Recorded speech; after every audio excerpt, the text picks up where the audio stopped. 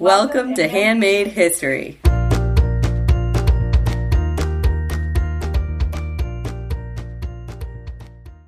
Hello and welcome to the show. I'm Alicia. And I'm Sonia.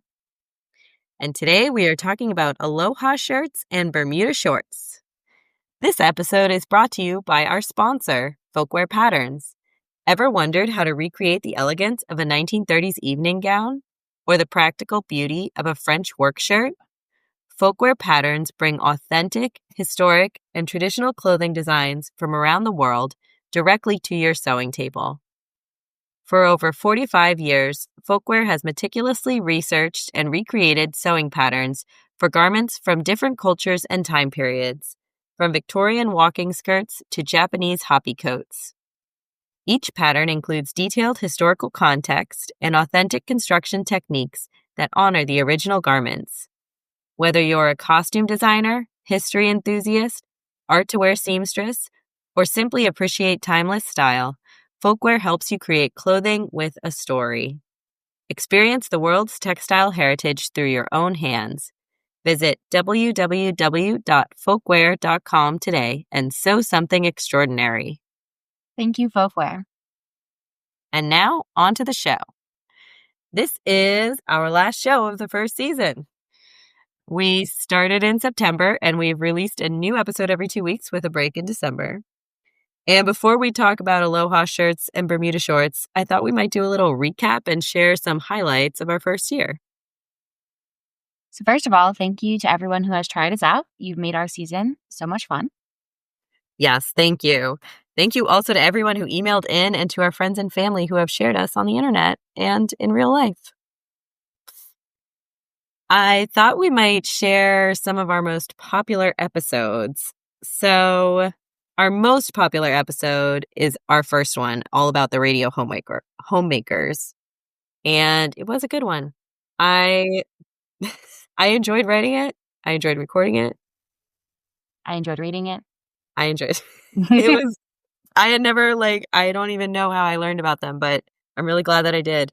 And the volume on that one is a little bit messy, but we've fixed it since then. So yeah. Yeah. Close second is the history of cross stitch, as we do it today. And the third most popular is nail binding.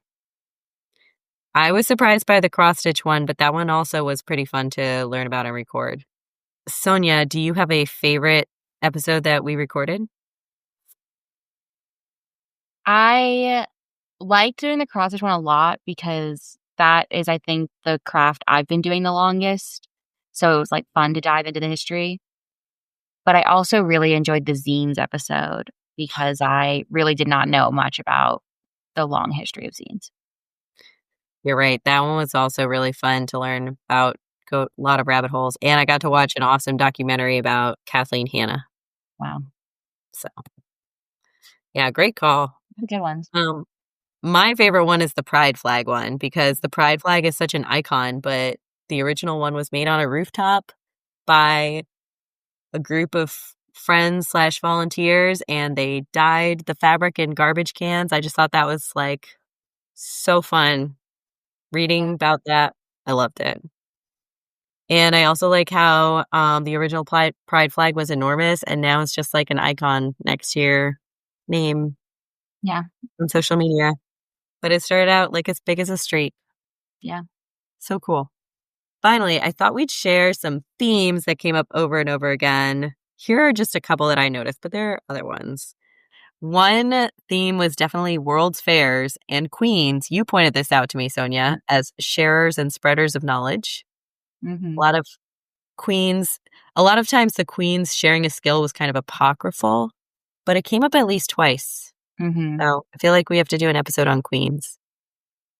Yeah. And then also the Victorians.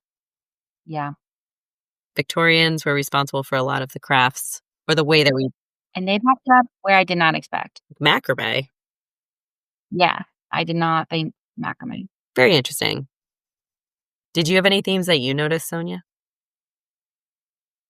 No, I just liked how every time we did any of these old crafts, they really did just separately develop in all these different countries. Mm, And you could go into like any number of them. yes. So there's just so many varieties. Yeah. Yeah, that's a great one. All right. Well, now let's get into the show. So this episode is summer inspired. It is Aloha shirts and Bermuda shorts. And my image and inspiration for this topic came from the Disney movie The Sword and the Stone, where at the end, you may remember, Merlin comes back from the future and he's wearing an Aloha shirt and Bermuda shorts. Spoiler alert. I have not seen it. Oh, no. You should watch it. It's a loopy movie. It's really a trip.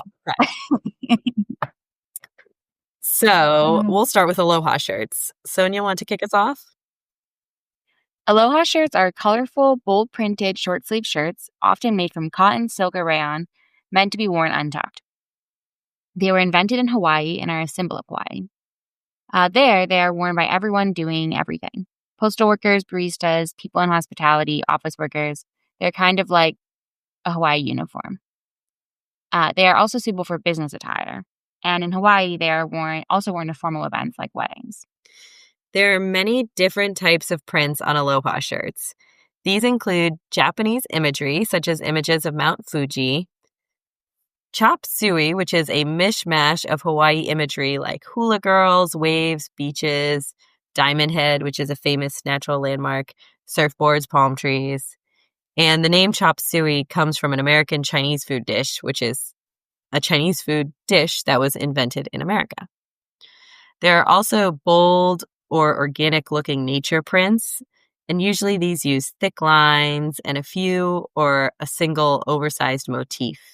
And one famous organic-looking print is the Duke's Pareo print, which includes a flower and bold lines. There are also reverse prints, where the design is actually printed on the wrong side of the fabric and comes through on the right side as more subdued.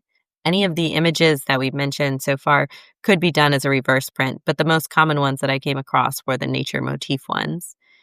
And tapas or tapas-inspired prints. And these are geometric line print that originated in the fabric that was originally made by Hawaiians from tree bark. And that fabric was called tapa or kapa fabric. To explain the variety and evolution of Aloha shirts, we need to talk a bit about the history of Hawaii. Hawaii is the 50th state and is an interesting contrast to the mainland United States. It is an island in the Pacific Ocean. It's known for its beautiful tropical terrain, its volcanoes, and its beaches, which are famous for huge waves and famous surfers. The state's economy relies on tourism, and it also has a very large military presence. Pearl Harbor is its most well-known naval base. It was infamously attacked on December 7th, 1941, which was the catalyst for American entry into World War II. And the naval base is still in use today, and there's numerous other military bases on the islands. So here's the thumbnail history of Hawaii. The islands were originally settled by people from the Marquesas Islands in the 300s CE. Up until 1778, the only inhabitants of the islands were Native Hawaiians. And Western contact began when an English captain, James Cook, landed on Kauai Island. In the years following, King Kamehameha I united and ruled Hawaii and was a powerful advocate for the Hawaiian people. American whalers also came to the islands in the early 1800s, and missionaries followed soon after, along with American businessmen and merchants. In 1893, a group of American and European businessmen overthrew the last Hawaiian monarch, Queen Liliuokalani. However, the president of the U.S., Grover Cleveland, declined to annex it to the U.S. because he said that this was overthrowing another country's monarchy and it was done against the will of the Hawaiian people. However, Hawaii was annexed to the U.S. 7 years later by President William McKinley.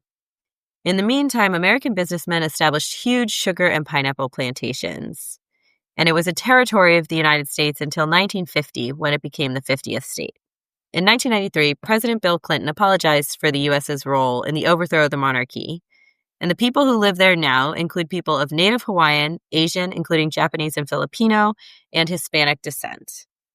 In contrast with the rest of the country, only 21% of the population identifies as white and non-Hispanic. In the country as a whole, that number is 75%. So this is the backdrop for the birthplace of the Aloha shirt. Again, very, very brief. So there's somewhat murky origins to the Aloha shirt. A lot of the following comes from two excellent papers done by Kristen Sioko Sasaki, a historian and the grandchild of the founders of an Aloha sportswear company, Malihini Sportswear. So about the origins of the Aloha shirt, Sasaki writes, while scholars are unable to attribute the creation of the Aloha shirt to one company or person, its origins narrative is steeped in Hawaii's plantation heritage and multicultural ethos. Several people and companies claim to have made the first Aloha shirt. These include Ellery Chun, owner of the King Smith Clothiers, a shop in Honolulu. Ellery Chun designed an Aloha shirt in 1931, and in 1936, he registered Aloha as a trademark. George Brangier and Nat Norfleet, who started a company called Brandfleet, also sold shirts made to order from kimono fabric in 1936. And Koichiro Miyamoto, also known as Musashiya, who designed and sold a shirt in the 1920s and 30s that featured Japanese imagery. L.C. Doss also designed bold, colorful shirts with floral designs that became popular in the 40s. These designers may have been inspired by a few different types of local shirts. First, there were shirts made by Japanese-American mothers for their children from Japanese textiles. There were also buy-in shirts worn by Filipino-American boys, which were worn untucked. And this made me think of the traditional guayabera shirts worn in Cuba, which are worn untucked.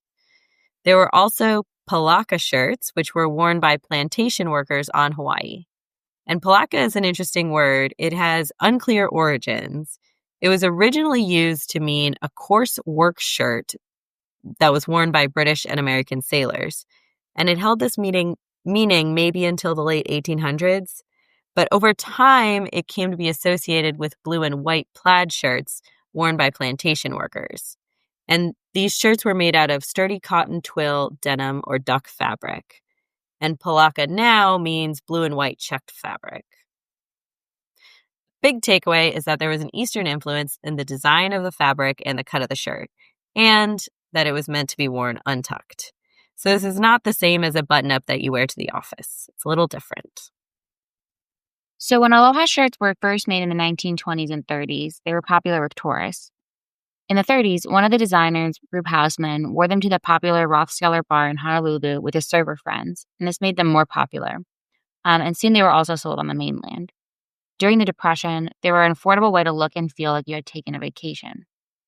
Reading this reminded me of the trend of dopamine dressing. Do you remember this? No. I think people still do it, but I think I saw it during the pandemic, and it's like you dress in really bright, colorful clothing to make yourself feel better. The attacks on Pearl Harbor, though, changed everything in Hawaii. So December 7th, 1941 was the deadliest attack on American soil until September 11th. In addition to taking thousands of lives and drawing the U.S. into World War II, the attacks on Pearl Harbor ended all tourism to the island, and Hawaii became a vital strategic location for the war. Millions of military personnel passed through the islands. This provided an opportunity for new businesses on the island to supply and support the military. From December 1941 to May of 1944, more than 8,000 new businesses opened in Hawaii. These included one-man operations like lunch wagons, as well as huge businesses like recreation centers. It also created a boom in manufacturing on the island. Soldiers and service people wanted souvenirs to send home, including, especially, Aloha wear. The playing field was not equal for all business owners in Hawaii at this time. In particular, Japanese American business owners were at a disadvantage. And Japanese American people all over the country were sent to internment camps. Many of them lost their houses and their jobs while kept in these camps against their will. In Hawaii, more than 2,000 Japanese American people were held in internment camps. Over 10,000 were arrested and detained during the course of the war, and these detentions could be a few days or a few weeks or longer. In addition, more than 400 Japanese American people were sent to the mainland to internment camps there. The Japanese Americans were full citizens either through naturalization or by birth. Under these conditions, many Japanese American people in Hawaii and elsewhere tried to prove their patriotism by supporting war efforts. They stopped speaking Japanese in public and renamed their stores with English names. At the same time, despite poor treatment and discrimination, many Japanese American people in Hawaii found new opportunities during this time. Before World War II, it was difficult or illegal for Japanese immigrants to work outside of plantations. And during World War II, as Sasaki writes, the sheer volume of military people passing through, quote, opened up economic pathways for the Japanese American community. So we've seen this before where handcrafts are an accessible economic pathway. Brooms were a good example of this. For many textile entrepreneurs on the island, the war was a period of rapid growth and the start of an upward trajectory that continued after the war.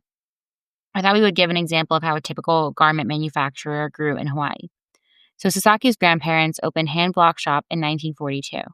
Her grandfather carved blocks or stamps from scrap linoleum and printed the fabric in his house. With the help of his family, they opened a small warehouse in Nuuanu Valley. They made shirts as well as napkins, scarves, pillowcases, aprons, anything that soldiers could send home. And they made a lot of chop suey designs, so hula girls, surfboards, etc. After World War II, the company expanded to manufacture their own garments. They began to import screen textiles from Asia and also export their finished garments to Asia. Yes, and this pattern was echoed all over the island. 31 garment manufacturing firms formed from 1946 to 1950. Another example, Alfred Shaheen, was a manufacturer of Lebanese descent born in Cranford, New Jersey, and he joined his parents' garment-making business on Oahu in 1946 after service in the war.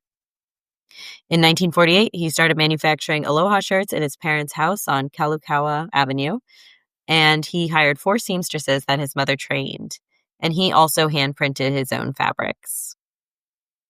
The Hawaii Garment Manufacturers Guild was formed in 1949. Non-white business owners were unofficially barred from the organization, and as Raymond Sasaki put it, if you didn't belong to the guild, you weren't a real manufacturer. Guild members increased their wholesale volume from 5 to 20 million from 1952 to 1964, or to about $206 million today. They did this by selling through department stores on the mainland and expanding their factories. For example, Alfred Shaheen built Alfred Shaheen's City of Craftsmen in 1956, in which he printed, dyed, and finished fabric and manufactured garments. In 1956, Shaheen sold Aloha shirts in 46 states, as well as Canada, Cuba, Malaysia, Hong Kong, Guam, New Zealand, Puerto Rico, and the Virgin Islands. On the other hand, Japanese American people in Hawaii also had difficulty obtaining loans. Hand-block prints, which had become Malihini Sportswear, expanded using other connections. In 1944, a buyer for the Army Post Exchange picked up one of the company's hula girl scarves in a shop. And the shop owner, who the Sasakis had made friends with, brought the buyer to the company directly. The Sasakis were prohibited from selling directly to the military because they were of Japanese descent, but they began to supply military bases and post exchanges with Aloha shirts. And in the 1950s, they held dinner parties for military buyers to, quote, solidify business relationships and procure contracts for Aloha wear. From the 1950s to the 1980s, they supplied 9 different bases and posts, including Guam. Another reason garment manufacturers were able to expand and succeed in Hawaii is that there was a large pool of trained seamstresses. During the 1930s to 1950s, many second-generation Japanese and Chinese American women dropped out of high school to support their families. They enrolled in private sewing schools. This, quote, created a large pool of sewing experience and knowledge on which the local garment manufacturing industry was built. It's difficult to organize and set up a floor of seamstresses without sewing experience. A woman named Tanako did this for Malihini along with other garment sewers. Casual Friday was also born during this era. In 1947, the Honolulu Chamber of Commerce and local businesses put on an Aloha Week festival, which lasted 1 month. People were encouraged to wear Aloha wear at work. By this time, more subdued prints had been made, including the reverse prints, and some people even wore their Aloha shirts tucked in. In the 1960s, a group of clothing manufacturers launched a campaign for Aloha Fridays, and Wilson P. Cannon Jr., president of the Bank of Hawaii, began to wear Aloha shirts to work. And this is how Casual Friday was born. Jill Engeldow wrote in Maui magazine in 2007 that today, Aloha shirts are everyday business wear. In the 1950s and 1960s, Aloha wear became super popular not just in Hawaii, but everywhere in the U.S. Singers like Bing Crosby and Frank Sinatra wore Aloha shirts, and surf culture exploded in the 1950s and 60s. Duke Kahanamoku, a native Hawaiian, was one of the first famous surfers.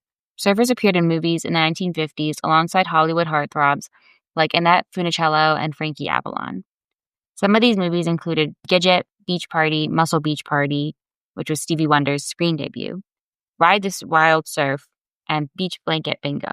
And Elvis made Hawaii movies, Blue Hawaii and Paradise Hawaiian Style, and this spread the love of Aloha wear. Yes, I really enjoyed looking up the titles for these movies and watching some of the trailers. I haven't seen any of them. I've actually seen Gidget. It's pretty fun. Alfred Shaheen retired and shut down his factory in 1988, and Malihini closed in 1996. In January of 2012, the USPS issued 5 Aloha shirt stamps.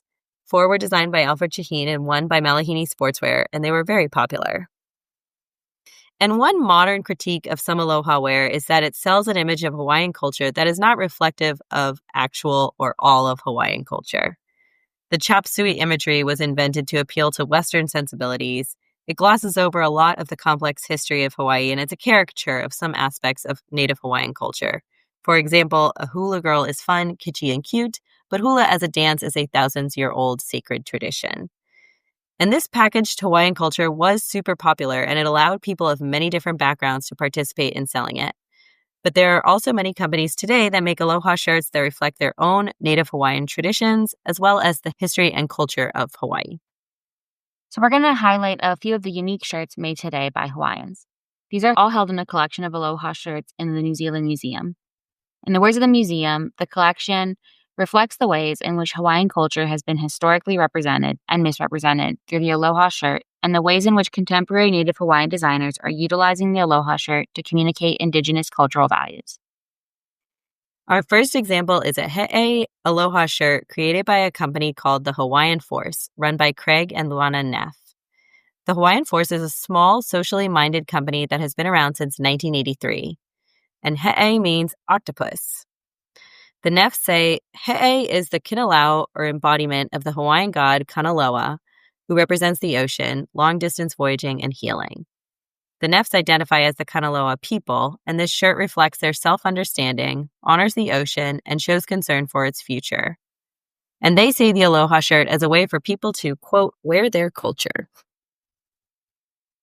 Another shirt is a kappa pattern shirt created by Manaola Ya, who runs the company Manaola. She creates, quote, culturally informed prints and couture fashion. To make her shirts, she carves bamboo lathes, which are thin strips of wood, and stamps the fabric using a traditional Hawaiian technique over 1,000 years old called ohe kapala. The image is then digitized. And finally, there is a shirt by Kialo Pico, a company founded by 3 friends in 2006. It's a hand-screen printed Aloha shirt that shows a tool used in traditional fishing practices, a hinai or fish trap. This tool is traditionally made by women, and the artist, Ane Bakudis, drew it from a hinai at the Bishop Museum in Honolulu. And these 3 shirts are just a small sample of the 80 shirts in this collection. So let's take a quick pause here because we're about to switch gears and talk about Bermuda shorts. Sonia, do you own any Aloha wear? No, I don't think I do. For you? No, but I have some fabric that is block printed that is definitely reminiscent of Aloha wear.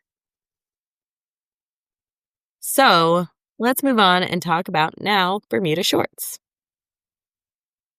So Bermuda shorts were made popular and perhaps invented on the island of Bermuda. Bermuda is a small island in the Atlantic Ocean due east of South Carolina. It has an interesting history, which we are only going to briefly touch on here. Bermuda was uninhabited until 1609. In the 1500s, possibly as early as 1503, it was discovered by Spanish explorers, and it was named after Juan Bermudez and appears on a Spanish map in 1511 as Bermudas.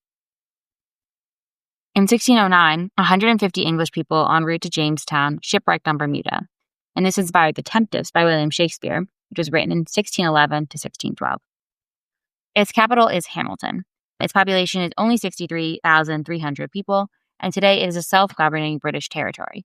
It includes 7 main islands and islets, and the population includes people from the West Indies, Cape Verde, Britain, the US, and Portugal, and countries in Africa.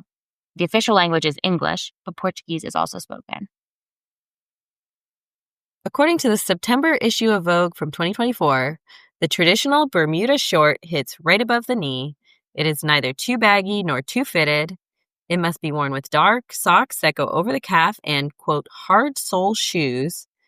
It's also worn with a button-down shirt and a navy blazer, and it is only formal wear for men, not women. Rebecca Singleton, the founder and CEO of Tabs, a Bermuda shorts manufacturer, Tabs stands for the Authentic Bermuda Shorts, says, quote, the earliest Bermuda shorts were pleated, but today they are flat front. They are often made in bright colors like pink, but they could also be in subdued neutrals. And Tracy Berkeley, CEO of the Bermuda Tourism Authority, says they stood the test of time. These Bermuda shorts, traditionally having only been for men, are now also for women as well. I actually looked up Bermuda shorts on the Fold line, which is a website that sells patterns by commercial pattern designers and indie designers. So I was looking for a variety. And some of the Bermuda shorts patterns in this database had pleats. Some did not. Some were very long, even below the knee. But those two were from a company called Fiber Mood, which is kind of known for being fashion forward and a bit editorial, I guess you would say. So maybe they were pushing the envelope on the definition of a Bermuda short. There were patterns for both men and women. So here are a few origin stories that are told about Bermuda shorts. One is that Nathaniel Coxon, the owner of the Tea Room, invented them when his employees were too hot. Rear Admiral Mason Berridge of the British Royal Navy was stationed there during World War I, and he saw the shorts and was inspired. Some military units in the British military did already wear shorts, which were the Ghurkas. So we will take a slight detour here and share about Ghurka shorts, which may predate Bermuda shorts. So first of all, who were the Ghurkas? According to the United Kingdom Army website, the Ghurkas are a unique unit in the Army with a reputation of being amongst the finest and most feared soldiers in the world. The unit today is called the Royal Ghurka Rifles, and it includes soldiers and officers recruited from Nepal as well as British officers. Among other accomplishments, this unit helped, quote, establish security during the war in Afghanistan in 2001. The British originally began recruiting soldiers from Nepal after fighting against them in the early 1800s. From 1814 to 1816, the British East India Company fought a war against the city-state of Nepal called Ghurka, and the Ghurka forces lost, but they impressed the British. Ghurka soldiers were invited to volunteer for service in the British Army. Over 100,000 Ghurkas fought in World War I and 110,000 in World War II. And I found a 1936 photo of the Ghurkas. They were wearing white shorts. A listing for Ghurka shorts at J. Peterman says, back to the originals, of all the statues among Whitehall in London, technically the heart of the British Empire, my favorite is the sturdy Ghurka soldier. He stands on permanent guard outside the Ministry of Defense, rifle in hand, hat at a jaunty angle, bravest of the brave. Reads the memorial inscription, and it's true. Ghurka regiments in service to Britain have won a remarkable 26 Victoria Crosses for courage under fire. I can't promise that stepping into these shorts will make a person more intrepid, but the way they look is a nudge in the right direction. J. Peterman's Ghurka shorts have a 9-inch inseam, which is fairly long, large pockets, and a cummerbund waistband with buckles and adjustment straps. And Ghurka shorts definitely have a military look, much more so than Bermuda shorts. Bermuda shorts may have been military-inspired, but they are generally worn for business and leisure. However, they also became the uniform for the Boy Scouts in the early 1900s. Robert S.S. Baden-Powell, who served in the British Army in South Africa, founded the Boy Scouts and included Bermuda shorts in his first Scout Guide published in 1910. And Bermuda-length shorts were required for the first national meeting of Boy Scout executives in 1920. And this made some waves as most men strictly wore pants. Chief Scout Executive James E. West said that the shorts, quote, caused merriment as well as interest. And fun fact, Oscar de la Renta designed the modern Boy Scout uniform in 1980. It still includes what I would call Bermuda-length shorts, but they look more like cargo shorts. Bermuda shorts also played a role in early protests on Barnard College's campus in New York City. In the late 50s, students at Barnard began wearing shorts. Barnard, which is a women's college, is affiliated with Columbia University. In April 1960, the president of Columbia University issued a statement saying he wanted women to, quote, wear skirts to class and off campus. Barnard's president, Millicent McIntosh, expressed her intentions to support Columbia's president and planned to issue a statement to Barnard on April 28th. However, the students at Barnard protested. On April 29th, many women showed up to class wearing Bermuda shorts. One student said, quote, "Kneecaps are at stake here, as well as such minor issues as personal liberties." That's funny. Isn't that a great quote? This was all covered in the New York Times, which called Bermuda shorts, quote, "campus badges of independence." President McIntosh was a Quaker who believed in consensus, and eventually a compromise was reached. Skirts were required at Columbia. If you were passing through the campus, you could wear a long coat over your shorts. But Bermuda shorts were allowed on Barnard's campus, and they had to be no more than 2 inches above the knee, and no bright colors or loud patterns. Another student said, quote, "I remember wearing my Bermudas and protesting, and being angry that you could only wear them on campus and not across the street." Today, Barnard no longer has an official dress code. Bermuda shorts today are definitely a symbol of fun and relaxation, and I think it's a bit ironic that their roots are possibly so military. So that is Aloha shirts and Bermuda shorts. What'd you think, Sonia? I thought that was interesting. I definitely never heard the story about Bermuda shorts on protest. That's cool. Yes, that was a fun find. And I guess, I didn't realize that both of them were so affected by kind of this military history. Yeah, it is kind of funny. Well, Sonia, we are signing off here for a few months. We're going to take a break for the summer. Yeah. We'll be back in September. Yeah. With more handmade history. Excited. Send in your ideas in the meantime. Yeah. Thank you to everybody who has sent an idea so far. We are researching them. Mm-hmm. Thank you so much for listening. A huge thank you to Folkwear Patterns. Visit folkwear.com today and sew something extraordinary. You can email us at handmadehistoryhosts, HOSTS, @gmail.com.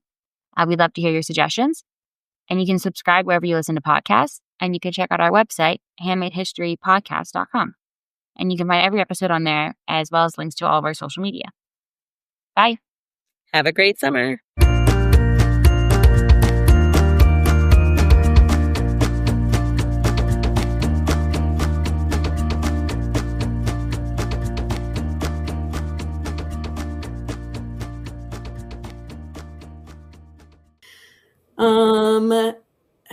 I'm gonna have to delete that big now.